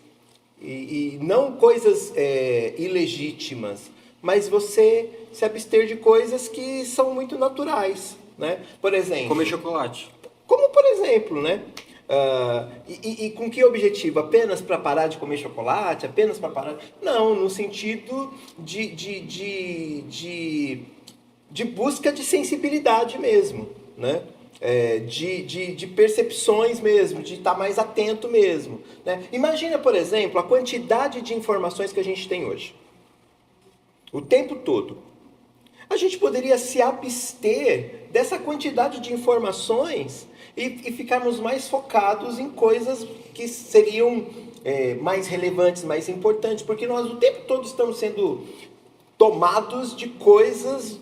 de tudo. Por exemplo, eu tenho evitado nas últimas semanas de assistir muito jornal, porque você só vê desgraça, mano. Só vê desgraça. Acho que você fala Big Brother. Não, isso aí ele assiste. Isso não é ridículo, Pois é. O que é isso? O que é isso? O que você falou? Big Brother é o George Orwell, 1984. Historiador, cara. Tá vendo? George Orwell, 1984. Tenho que fazer eu tenho esse livro. Tenho que fazer valer meu diploma. Eu tenho esse livro, O Grande Irmão, né? O Grande Irmão. Né? Mas aí o que a gente faz? A gente continua num consumo tão grande que aquilo que é essencial se dilui. Simplesmente se dilui. Aí aquilo que deveria ser tão natural como respirar, simplesmente se tornou tóxico, que eu começo a tossir. Bom, que poético agora. Muito bom. Vamos aproveitar, né? Eu acho que a gente pode segurar um pouco essa ideia, segurar essa linha de raciocínio que eu acho que a gente pode retomar. Talvez tentando trazer soluções, né? A gente problematizou, agora, quem sabe a gente consegue trazer algumas soluções, né? No próximo bloco. Então não perca o próximo intervalo. Não, brincadeira. Vamos ler os comentários, então, da galera aqui. O Gui vai ler porque ele é muito bom nisso. Eu leio aqui, ó, tem um pessoal chamado Comics GR. É do Marcos, do Guerra dos Reinos. Oh, que Ó, da Grande hora. amigão, já. Marcos. Abração, querido. Aguardando essa lenda, Edu Molina, saudade de você, irmão. Ó, Marcos, a gente aceita também presentes aqui no nosso podcast. Aliás, o Marcos, ele iniciou um movimento aqui no Brasil chamado XCOM, que é uma ideia de você reunir, né? Você tem ali a Comic Con, Aham. e a XCOM é uma ideia de você reunir artistas cristãos, né, Mas e você fazer falou já desse- eu comentei já já sobre comentou esse evento, comigo, né? De você agregar, né, trazer artistas cristãos ou os nerds cristãos e você fazer vários eventos em várias cidades do Brasil, né, com a ideia de você proclamar o reino a partir da cultura pop. Então da ele é o hora. cara que iniciou com esse movimento, tem crescido, né? A pandemia deu uma segurada, mas ele tem crescido, tem expandido, e o Marcos é o cara assim que Deus tem levantado Pô, que da hora. É aqui para de São fazer Paulo, esse né, Guilherme? trabalho. O Marcos é do interior de São Paulo. Interior. Legal. Tem que voltar, conte com a gente também, se precisar. Vamos fazer o MaxCon aqui, Marcos. Ó, Pode bora. fazer. Ó, Legal. Tá tá aberto. gravado, Pode Marcos. pode fazer. É nóis. Da hora. A Mari Garcia, esposa do Marcelo, sempre com a gente. Boa noite, Mari. Muito legal ter Boa você aqui noite, com a gente. minha querida. A Cristina Fonseca, aqui da igreja, também deixou seu boa noite. A Tati, a Thaís, dizendo que quer ecléticos na escola dela. Em breve teremos, Thaís. Semana que vem, né? Ah, você quer de quadrinhos. Tá, Não, vamos boa. fazer. Bora. Vamos fazer. A Arlene tá com a gente. Inclusive Arlene, quem que é é Marcos, né? Que você falou que Marcos. também. Ele comentou que o áudio tá legal, dá pra ouvir, só achou meio aberto. Se colocar um grave fica melhor. Isso aí, vamos ajustar. Obrigado Pelo retorno. pelo Tem retorno. outro pessoal aqui chamado Bando de Quadrados, Você nerd. citou Eu citei também o Citou. Mike e o Tato. Estão com a Exatamente. gente aqui, que legal, velho. Carol, É. gente, ó, vocês vão ser convidados aí muito em breve, viu? Porra, com certeza. O Ah, não. Edu Aí Pode- quando isso acontecer... Pode convidar Não, que... quando isso Edu acontecer, vai ter que passar eu o contato. cederei o meu lugar para que o Edu faça a entrevista. Ó, Muito bom, é verdade. aí, ó, são caras assim que o trabalho deles é muito legal. A gente pode conferir lá no YouTube, no podcast, os caras têm uma pegada muito legal. Ele ainda comentou aqui, ó, eu vejo mais Superman como Moisés, claro, como uma mistura com Jesus e tal. Mas eu acho que faz sentido também, uma vez que ele deve ter comentado na hora que a gente estava falando sobre isso. Sobre- Né? Sim, e, aí- sim. e se ele vê como Moisés, faz sentido com a questão dos... Do judeu, Dos da visão judeus, judaica, é. exatamente. Assim, a minha mãe comentou, prometo não jogar mais nada fora. Olha, você mãe que está nos assistindo, nunca jogue nada do seu filho fora, por favor. A Thaís pediu triste. pra você, Edu, indicar alguns autores de quadrinhos com valores cristãos. Então tá aí, o Marcos, por exemplo, tá? Eu tenho aqui, o Marcos até me passou, eu vou até olhar para não falar errado. Tem uma comic, o endereço é www.comicsbookgr.com.br. O Marcos me falou o seguinte, que existem mais de 900 inscritos e é um site, é uma página especializada só em quadrinhos cristãos. Tá? Da Então hora. tem muita história, tem muita coisa cristã que você encontra lá. Fala de novo aí, como é? www.comicsbookgr.com.br. Digita aí. Então são mais de 900 inscritos, você encontra quadrinhos cristãos dos mais variados tipos, né? Então você pode procurar, você pode ler ali que vai estar disponível, você tem contato com vários deles, tá? É Comics Book tudo junto, né? comicsbookgr.com.br. Isso tudo junto. Comics Book, né? O Comics, o S ali, Book, com K, gr.com.br. Aqui, ó, a Thaís comentou, eu busco valores nos quadrinhos do Will Eisner. Will Eisner. Will Eisner, tô por dentro. É Neil Gaiman? New Gaiman. New Gaiman. Neil Gaiman. O cara do Sandman, né? Eu encontro a graça comum de forma maravilhosa. Seria bom demais ler coisas com valores reais e intencionais. Então procura lá que você vai achar. O Neil Gaiman, cara, por falar nisso, ele tem um livro que é um dos meus livros preferidos. Já li várias vezes, chama Deuses Americanos. E o Neil Gaiman tem uma parte que ele trata... Isso é uma série, né, também, né? Teve uma série que é bem ruinzinha, né? Tipo, É baseado nele? é baseado nele. Tentaram fazer uma coisa baseada nele, mas estragaram tudo. Então não vejam a série, comprem um livro que vale a pena. E tem uma cena em que eu acho muito interessante pela reflexão que ela traz, que na história lá, então são deuses, né, que estão disputando espaço no mundo moderno. Então são os deuses antigos e os deuses modernos. E chega um momento que está na Páscoa. Então eles conhecem a deusa, né, a Ostara, e ela leva eles para um local para celebrar a Páscoa. Só que nessa Páscoa, na história, começa a aparecer Jesus de tudo quanto é lugar. Então tem o Jesus do Texas, ele aparece meio armado. Tem o Jesus mexicano, tem o Jesus de não sei onde. E esse cara fala, mas não é um só? E aí ele fala assim, não, cara, cada um cria o seu próprio Jesus. Cara, essa cena pra mim, ela é emblemática, porque é isso que as pessoas fazem com o Evangelho. Cada um cria e molda o seu Jesus da forma que acha que lhe é favorável, né? Então assim, eu acho essa cena fantástica, cara. Esse livro discute muito essa relação. Tem uma cena que ele deixou pro pós-fácil, ele tirou da história original e ele colocou depois, que é do encontro que eles têm com Jesus. Então o diálogo que tem ali também é muito bem construído com essa figura de Jesus. Então é um livro assim, do Neil Gaiman que ele é muito legal. Eu ia te perguntar sobre isso. De certa maneira você já está respondendo, mas eu queria, se for o caso, para ampliar um pouco. O que a gente encontra, né, ou o que você pode dizer que você já encontrou nas suas pesquisas, que faz esse link, né, entre aspectos da fé cristã e mais especificamente talvez a Páscoa, porque a gente está falando da morte de Jesus e tudo mais. O que tem sido construído, o que existe que de alguma maneira mostra a visão que eles têm da gente, como esse autor que você acabou de falar, que mostra que cada um constrói o seu Jesus, a sua própria imagem e semelhança? Então, eu acho que assim, talvez o Neil Gaiman, não sei se de repente algum das pessoas que estão nos acompanhando aí saibam de alguma outra história que traça esses paralelos, mas o Neil Gaiman é um cara que eu acho que ele faz isso de uma forma muito magistral. Tá? Então ele traz essa ideia da aculturação, né? Ele traz essas deusas para a história, ele traz o Jesus moldado por cada religião, e ele tem um Jesus que vai ser o diálogo final, que ele coloca depois lá do final do livro, no pós-fácil, que ele até comenta, né, que ele não colocou Jesus junto com os outros deuses justamente por uma questão de respeito. Caramba. Porque é outro, não são esses não é aí. qualquer um. Tá? Então assim, ele deixou para depois.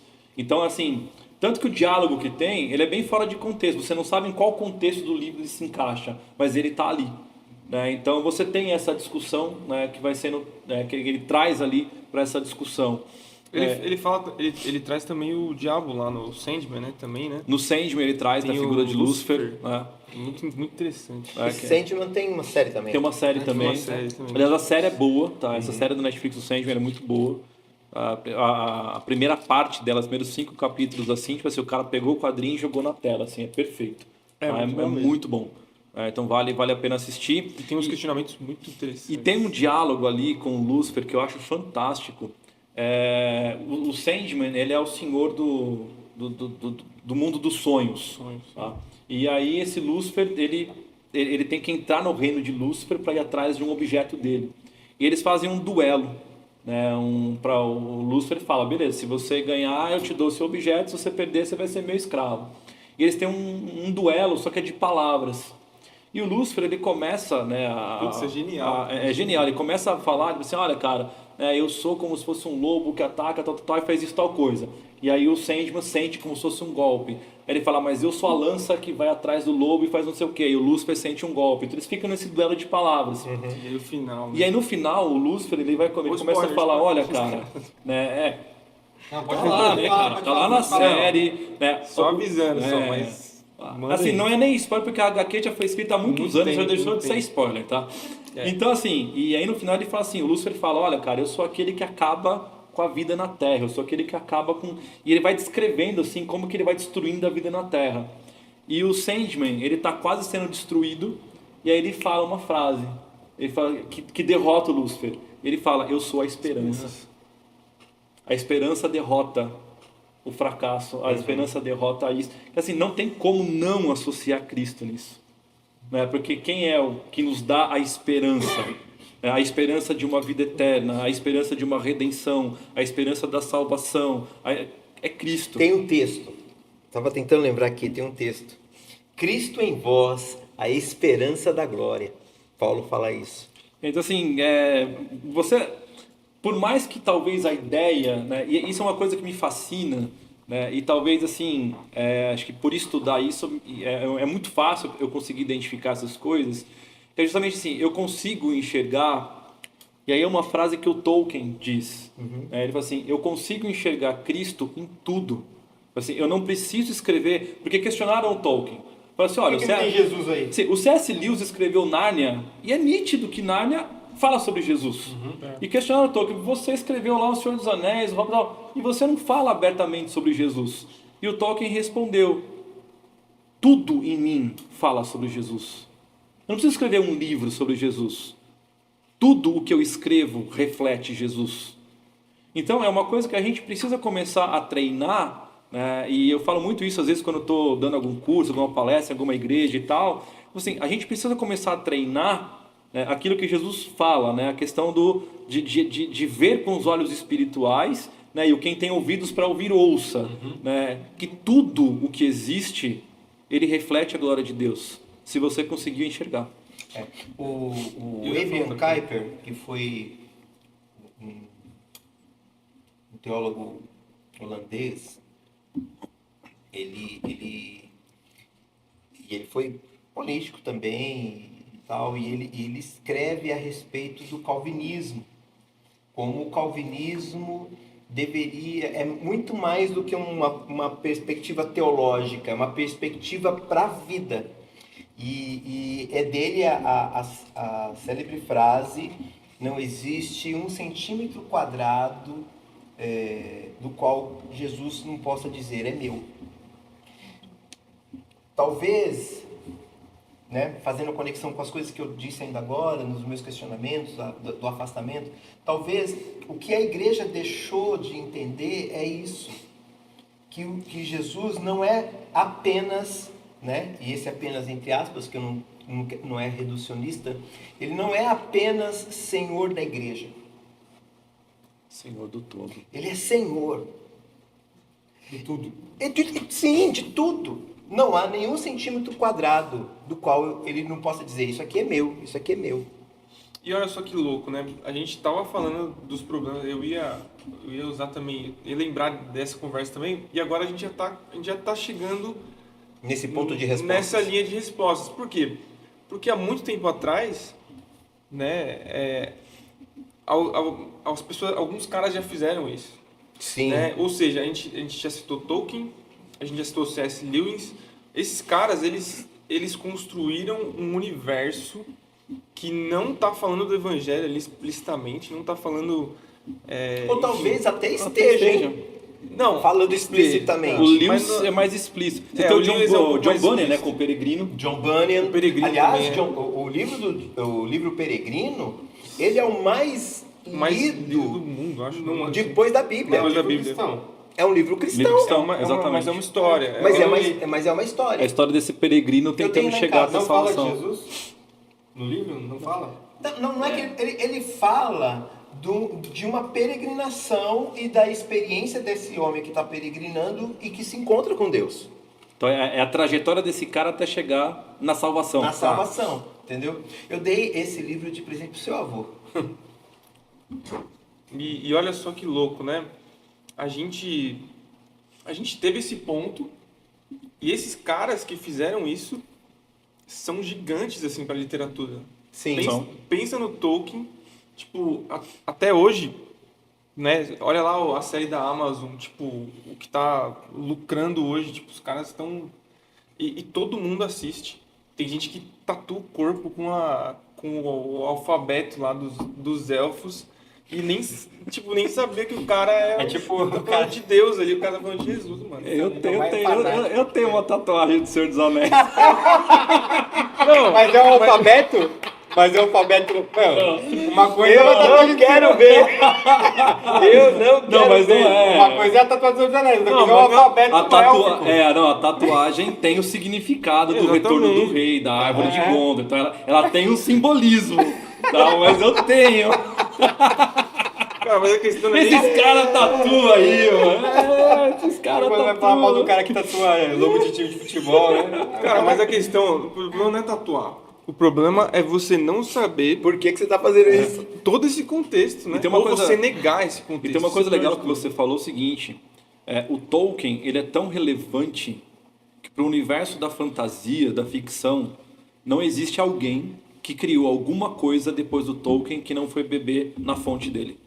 Todo mundo Nesse fez isso. universo da Exatamente. Cara, isso aí, os caras vão toda hora. Você pega ali, por exemplo, né, Harry Potter, né? a J.K. Rowling, né, Rowling. quando ele escreve o Harry Potter, a J.K. ela fala que ela é a fã assumida do Tolkien e ela escreveu uma obra baseada naquilo que o Tolkien fez. Eu falo assim, ela tem um mérito muito grande que quem não conhece o Tolkien não consegue vincular o Harry Potter com ele. Isso ela fez de uma forma brilhante. Agora, Mas tem... quem conhece a obra do Tolkien, você vai vendo o Harry Potter, você começa a identificar, isso é Dumbledore tal também, coisa, tal coisa, tal. Então você começa a identificar as similaridades que existem ali. Então assim, olha a relevância do Tolkien. O C.S. Lewis. Pô, quem é o C.S. Lewis? Ele é lido, né? O Tolkien, a leitura do Tolkien é mais difícil. Tá? Não é todo mundo que aguenta ler o Tolkien. Agora o C.S. Lewis, esse cara é lido, né? Por crente, por não crente, por ateu, o C.S. Lewis todo mundo lê.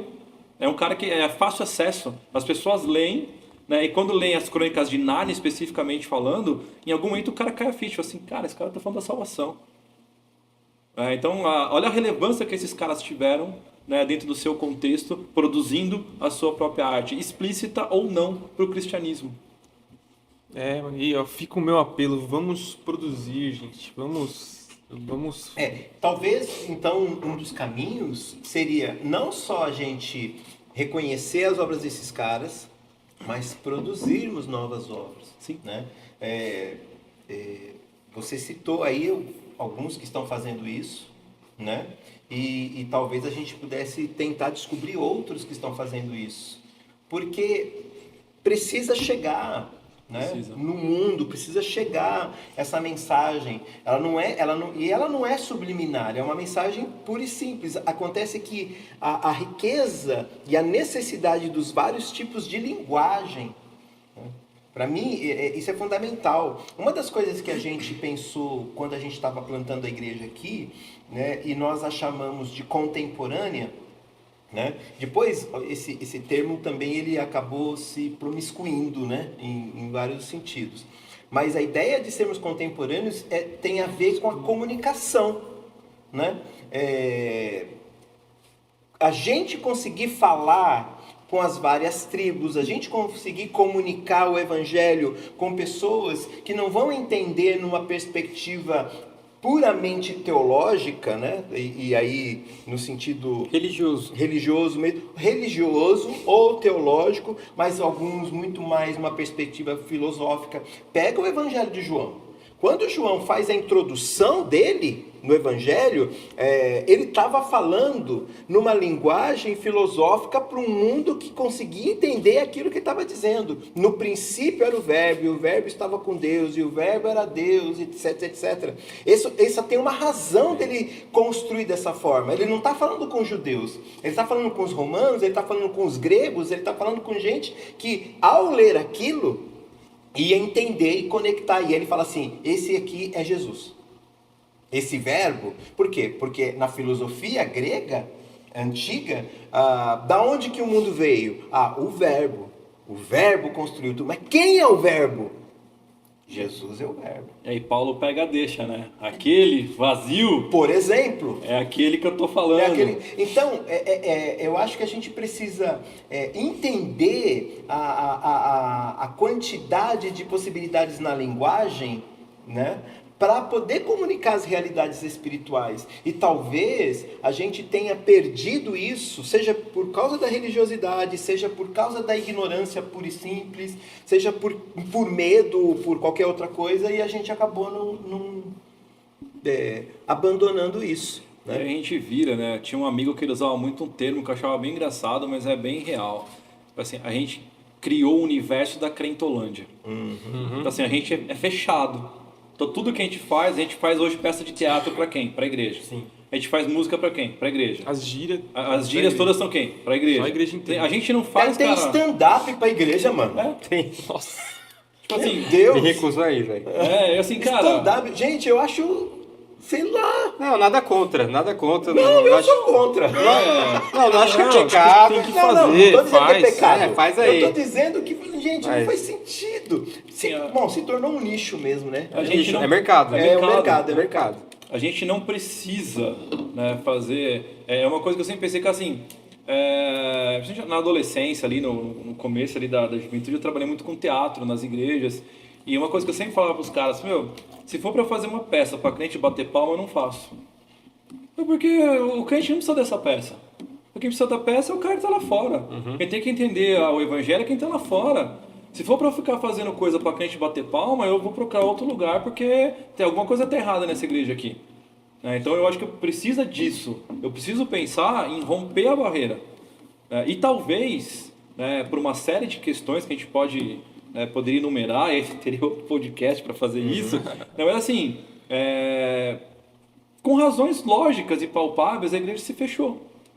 Cansou de tomar porrada lá fora, cansou de ser humilhada lá fora, cansou de perder isso, aquilo. Então assim, já que lá fora estão me batendo muito, Eu vou me defender. eu vou me defender. Como eu me defendo? Eu me fecho numa bolha, que a igreja não cresce, que a igreja continua a mesma. Ela só cresce porque os membros têm filho.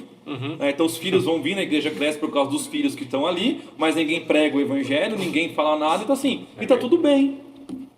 Eu fiz parte de uma igreja durante um tempo que chegou uma hora que eu questionei o pastor. Eu falei assim, cara, eu tô aqui há 4, 5 anos e continua com 50, 60 membros. Tem alguma coisa errada nisso Tá aqui. rolando, né? E aí ele me falou, não, mas é que isso, tal. Eu perguntei, mas e a obra missionária?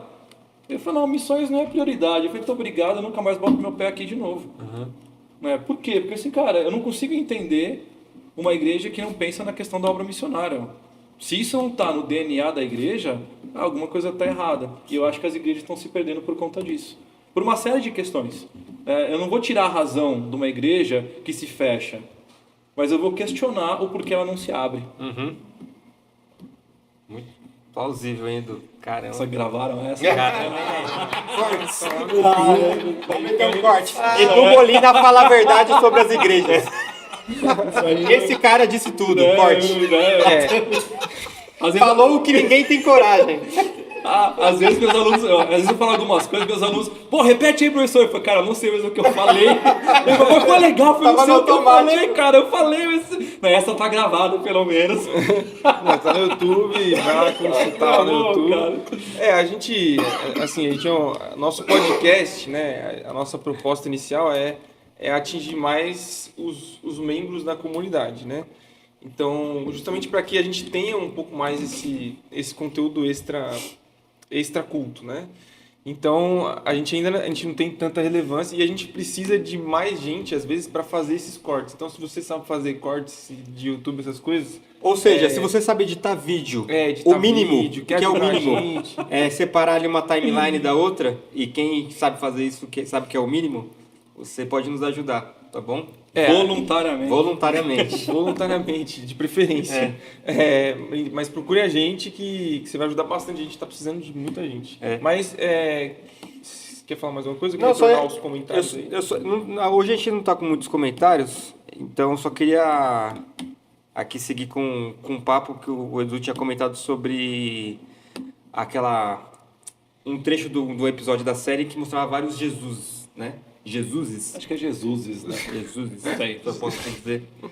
E, cara, eu lembrei, trazendo isso aqui um pouco mais para nossa realidade, que não seria a mais popular brasileira, o Porta dos Fundos fez isso já, né? A Porta dos Fundos fez várias vezes. Não que eu esteja incentivando as pessoas a assistirem Porta. Todo Natal tem Porta dos Fundos. Cara, Natal é uma polêmica diferente. Eu não ia nem falar do Natal, que eu acho que é uma coisa que a gente pode entrar nisso daí também, mas eles têm diversos vídeos extra Natal, onde eles estão tratando de temas religiosos, e alguns tem um que é específico que fala de Jesus, que é mais ou menos isso. No mesmo vídeo aparece um monte de modelo de Jesus. Eu vi esse vídeo. E, cara, se você tiver um pouco mais de... Como que eu posso explicar?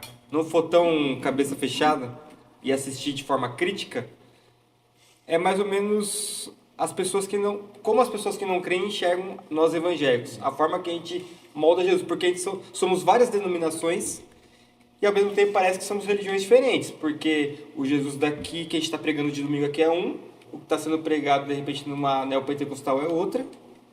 E qual que é a melhor forma da gente lidar com isso, assim, na sua visão, assim? Como que a gente escapa disso, sabe? Como que a gente responde um Porta dos Fundos num vídeo desse, ou num especial de Natal, quando de repente eles estão manchando, ofendendo o cristianismo? Qual que é a melhor forma da gente lidar com isso? Se é que a gente deve se ofender com isso? Eu acho que não tem que se ofender, não. Mas... Pode falar alto, pode falar alto. Não. Pergunta pro convidado. A pergunta é pra mesa. Eu pra mesa, parto verdade, desse tem princípio razão. assim, cara, eu não me ofendo com essas coisas, não. Eu também não. Eu olho para isso e muitas vezes eu me envergonho de olhar para a visão que aqueles caras têm do cristianismo. E de pensar no seguinte, o que eu estou fazendo para mudar essa visão desses caras? Eu olho para isso e eu me sinto incomodado, eu me sinto cutucado. Os caras estão mexendo, não no sentido, não fico com raiva dos caras, eu não critico, eu não... Assim, eu olho para isso e falo assim, cara, se eles estão fazendo isso, é porque a igreja, e aí como um todo, a igreja está mostrando esse Jesus para eles. Então eu preciso fazer algo para mudar essa perspectiva deles. Como é que eu faço? Eu vou brigar com os caras? Não. Eu vou tentar mostrar para os caras, né, na prática, o que é ser cristão. Tem um cara que eu gosto bastante do trabalho dele, ele trabalha com charges também, lá no Instagram, Um Sábado Qualquer. Tô ligado quem que é. Ele é ateu. O Carlos Ruas. Ele é ateu, não é? E o Carlos Ruas, ele é um cara assim... Tem umas sacadas eu já boas, conversei com ele, ele é sensacional. E ele trabalha com o quê? A brincadeira do Carlos Ruas é a seguinte, ele pega Deus, tem o Deus e tem o Lúcifer, e ele pega vários outros deuses. Então tem lá Zeus, Anubis, Maomé, tem o... acho que aparece em algumas histórias ali, tem um... Eu esqueci o nome agora, o Babalorixá também. Então, ele traz todos esses deuses e ele criou mais ou menos ali várias histórias para esses deuses. Né? Então ele vai colocando e ele vai trazendo reflexões religiosas ali. Eu nunca vi um quadrinho dele no sentido de ser ofensivo a qualquer religião que fosse. Ele tem um respeito pelas religiões. E quando ele usa aquilo, ele está mostrando a forma como ele enxerga, né, aquela religião. Né, com respeito, mas com os seus problemas. Então eu acho que quando a gente olha para isso, por que eu vou, vamos cancelar o Porta dos Fundos? Cara, o Porta dos Fundos está ali para mostrar, para jogar, se está me incomodando, é porque ele está jogando na minha cara o que eu deveria fazer e eu não faço. Eu pensei em dois exemplos. Um da sétima arte, né? Produção de cinema e um outro que é um testemunho que eu vi há uma semana atrás. Nem isso, foi essa semana, hoje é sexta, foi essa semana. Do filme, foi um filme chamado, que foi traduzido aqui para o português, Fede Mais, Não Cheira Bem. Não sei o que lá, Steve Martin. O comediante lá. Steve Martin. Steve Martin. E é interessante esse filme porque ele vai falar de um cara, é o personagem que o Steve Martin faz, que ele vai saindo pelas cidades do interior dos Estados Unidos com o circo evangélico. Então ele tem uma tenda enorme e lá ele reúne como se fosse uma igreja para fazer milagres para quem precisa de milagre. Até que ele chega numa cidade, fica lá um pouco mais, mas é interessante porque ele é um charlatão, mas a proposta dele não é ser charlatão, porque o que ele acredita? Ele entende que ele está oferecendo para as pessoas aquilo que as pessoas precisam para ter um pouquinho de esperança para continuar vivendo. É isso que ele entende, né? E só que, então ele produz as curas, então tem todo um aparato tecnológico para parecer que alguém foi curado e gerar expectativa e esperança em todo o público. Até que acontece de fato o milagre. E quando acontece de fato o milagre, ele entra em parafuso, ele entra em crise. E a crise dele é uma oração que ele fala assim, peraí, até agora eu estou fazendo isso porque eu nunca acreditei que isso acontecia de verdade. Mas que a gente podia, de alguma maneira, vender esperança para as pessoas. Mas se isso acontece de verdade, por que o Senhor está deixando a gente viver desse jeito, fazer isso? Deu para entender? E o filme, então, fica com essa dica. E essa semana, eu conversando com um amigo, Ele me disse de um pastor que é crente pra caramba, tal, mas não acreditava em milagre. Como é que é? É um pastor que cria em Deus, que cria que Jesus morreu, mas não acreditava em milagre. E ele foi curado de um câncer no pescoço. E ele entrou em parafuso. Porque foi um negócio assim, ele não orou, ele não pediu para ser curado. Ele foi dormir com câncer, um buraco praticamente no pescoço. No outro dia ele acorda com a pele como se fosse uma pele de neném.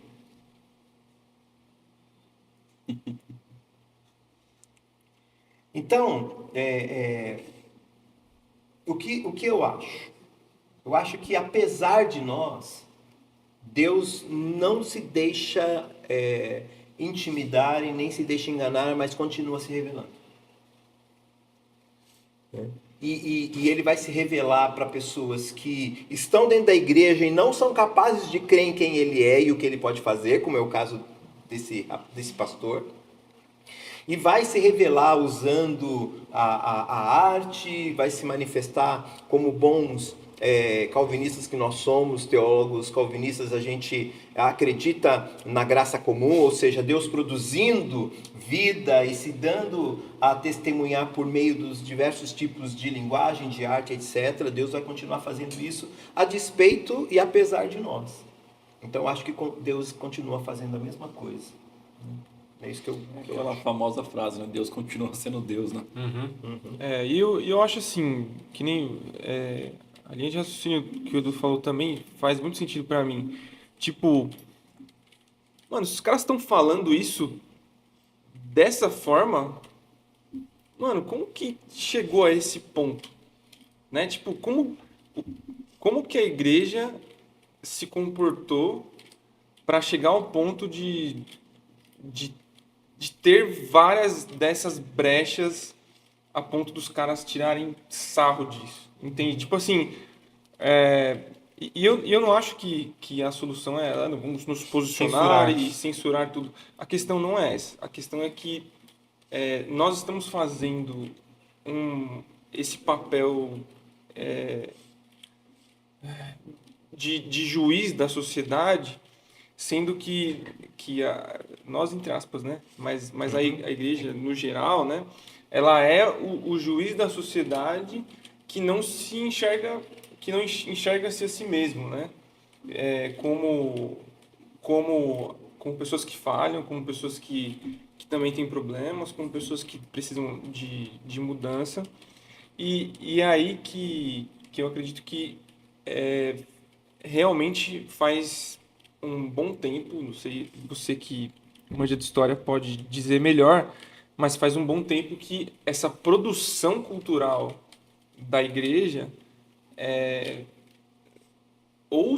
ou ela é muito nichada mesmo, que nem a gente estava falando, Da igreja pra igreja. muito na bolha, e por isso que a gente começou a ter essas aberturas para que as pessoas, enfim, façam esse tipo de chacota, mas ao mesmo tempo a gente não produziu a ponto dos caras entenderem a nossa mensagem, a ponto dos caras respeitarem a nossa mensagem, ou a gente parou de produzir, né, que ninguém te citou vários caras bons, e agora tem gente que está começando a tentar fazer isso de uma maneira relevante, e eu acredito que é parte do nosso trabalho também, né? Tipo, a gente se unir para tornar essa mensagem relevante e ocupar os espaços da cultura, porque a gente vai virar chacota, né? As pessoas só vão conhecer... eu não sei, viu, Marcelo? De verdade, eu não sei.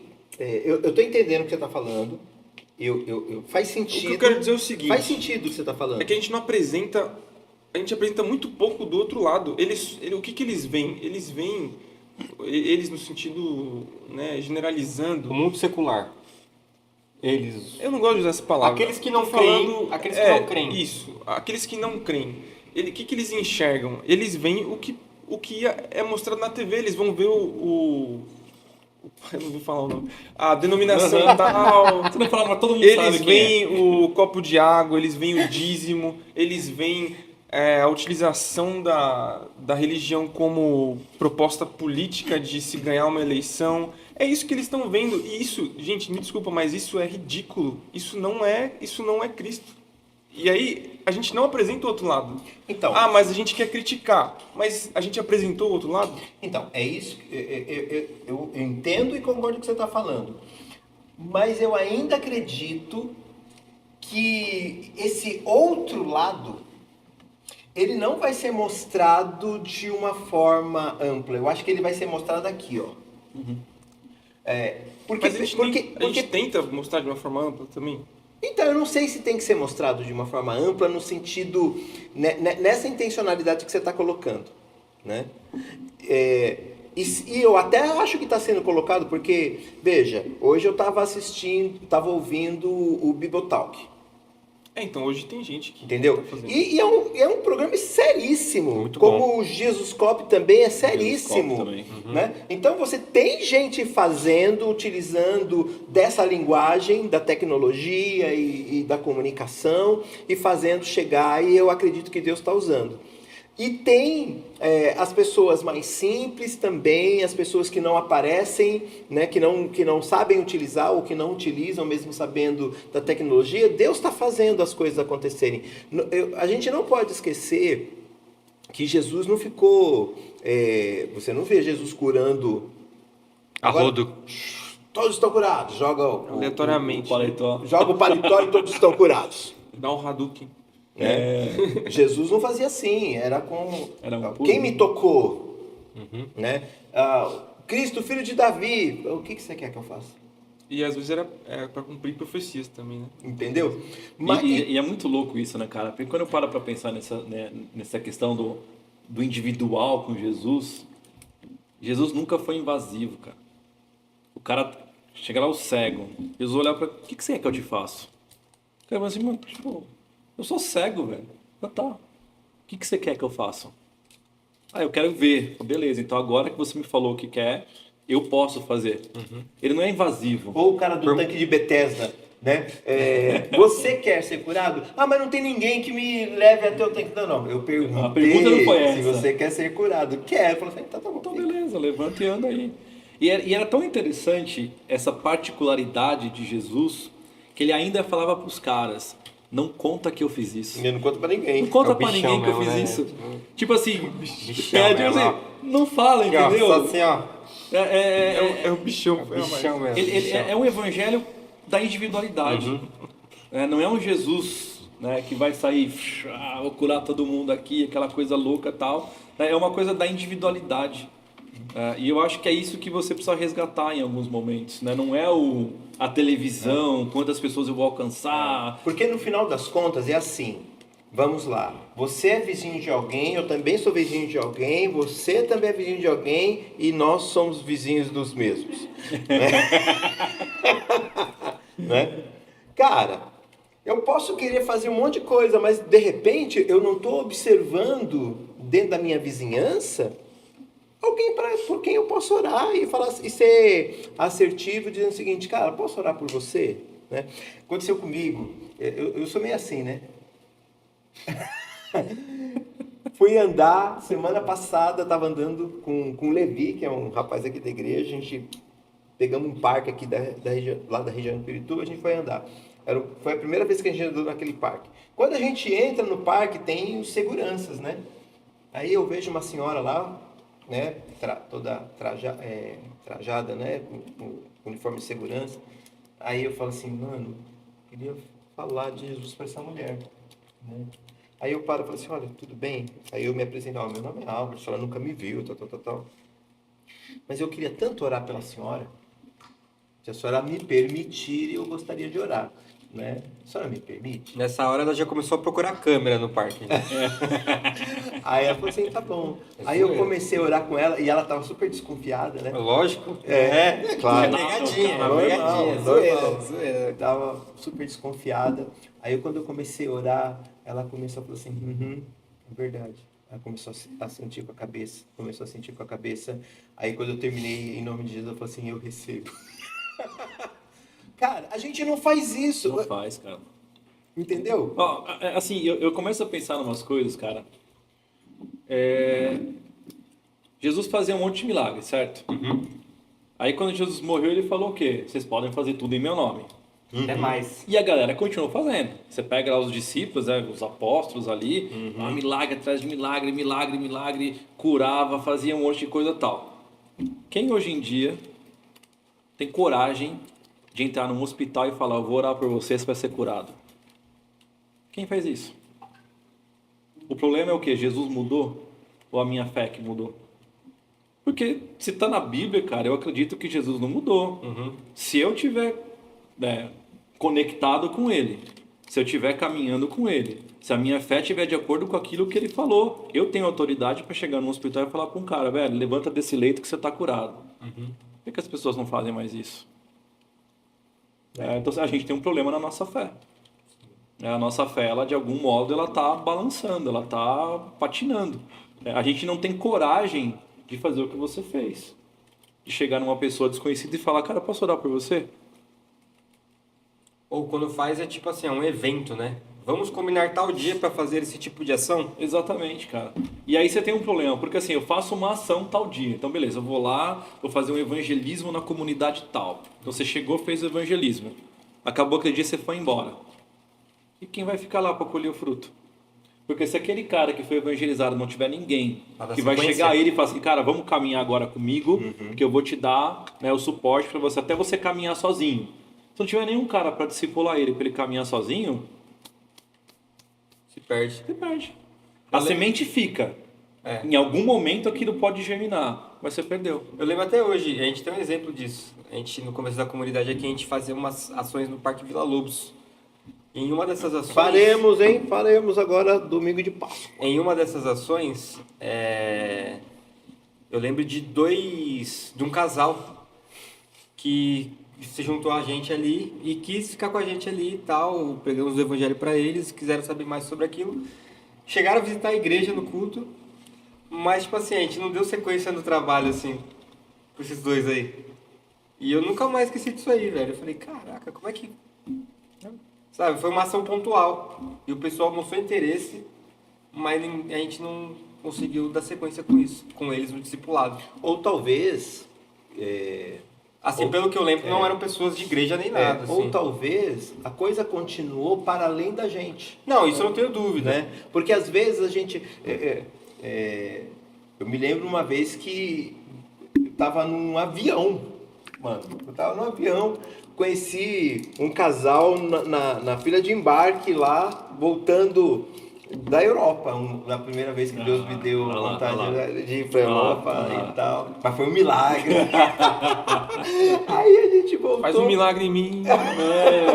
Eu recebo, Senhor. Aí eu tava voltando, os caras sentaram nas poltronas de trás, estava eu, um amigo.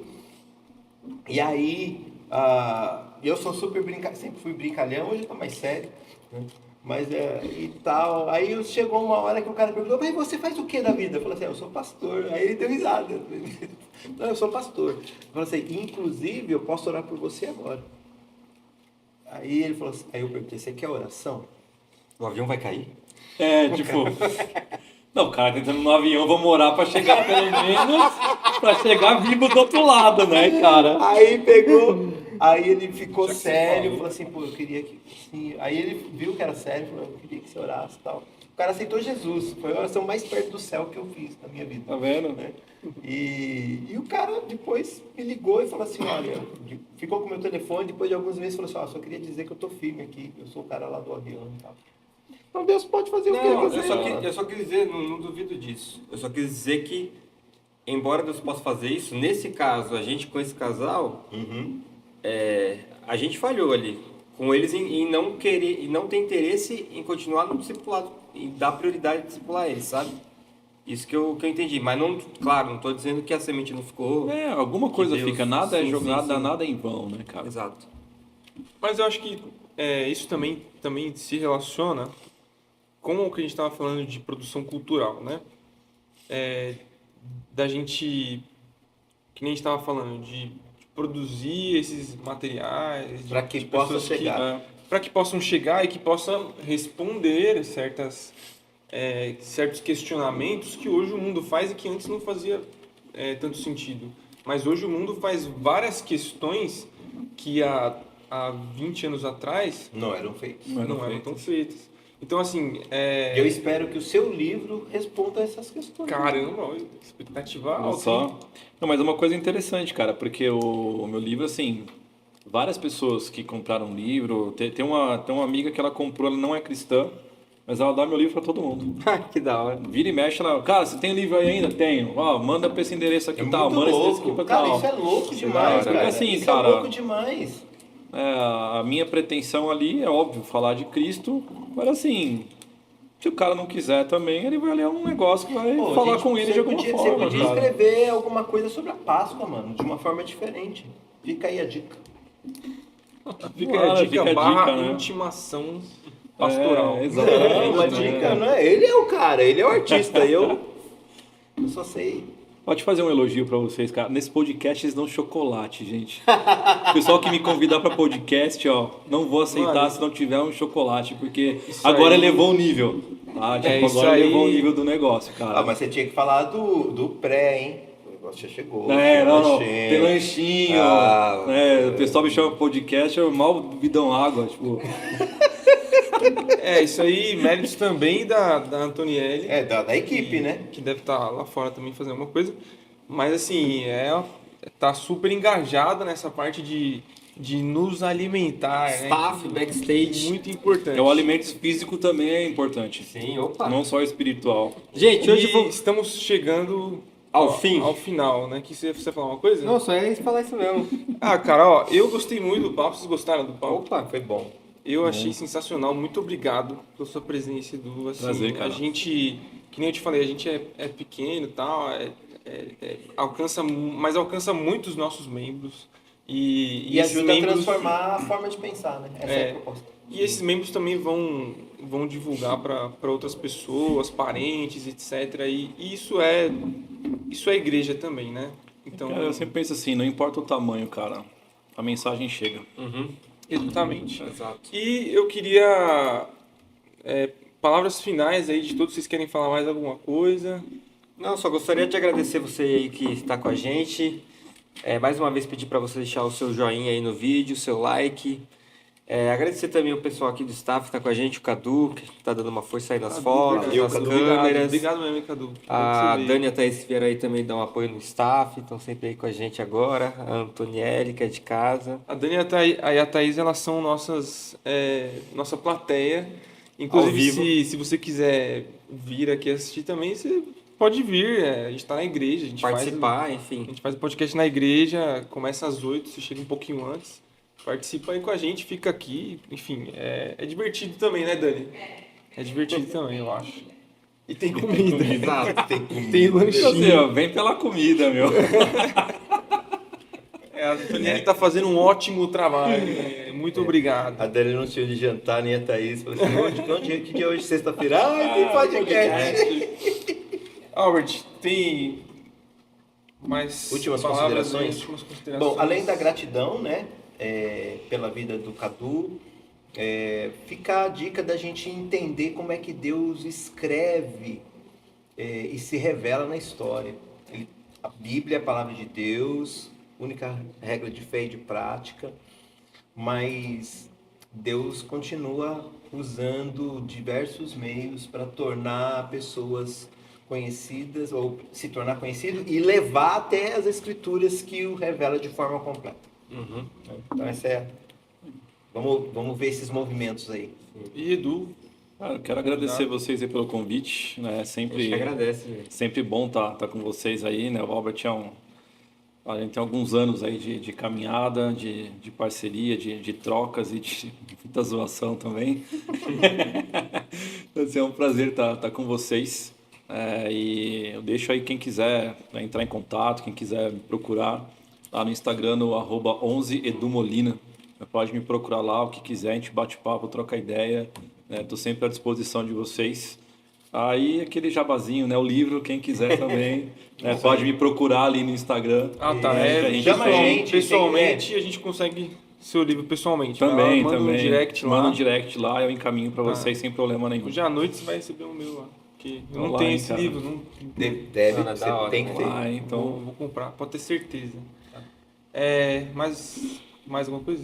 Cara, e tem o meu podcast que não é especificamente, né, focado na questão do cristianismo, é discutindo história, né, a partir da cultura pop, que é o @Geek História Podcast lá no Instagram, né, e no Spotify procura lá Geek História, né, toda semana tem um episódio novo, a gente usa a cultura pop como meio de discussão da educação. Você tá no YouTube também, Edu? Não, só Tá. no podcast lá no Spotify, as mídias ali, né? Então a gente tá com esse projeto, né? Novo ainda, recente, temos aí 14 episódios. A gente usa a cultura pop para gente tá discutir com história, 16. sociologia, filosofia, enfim, tentar tornar, né, a educação mais acessível e de uma forma menos chata. Sim, Legal, hein? Muito bom. O próximo podcast que a gente for chamar o Edu, a gente vai fazer a seguinte pergunta para ele: por que Argentina? Ixi. Porque Não, é no próximo podcast. Próximo, deixa o pessoal aí com a pulga atrás da orelha. Parabéns, hein? Gente, muito obrigado aí. Valeu, gente. Bom descanso, bom final de obrigado. semana. Valeu, gente. E a gente se vê na próxima Boa noite. edição do podcast. Não esquece de curtir, compartilhar com seus amigos, familiares. E foi um prazer estar com vocês essa noite. Valeu, Valeu. valeu, valeu.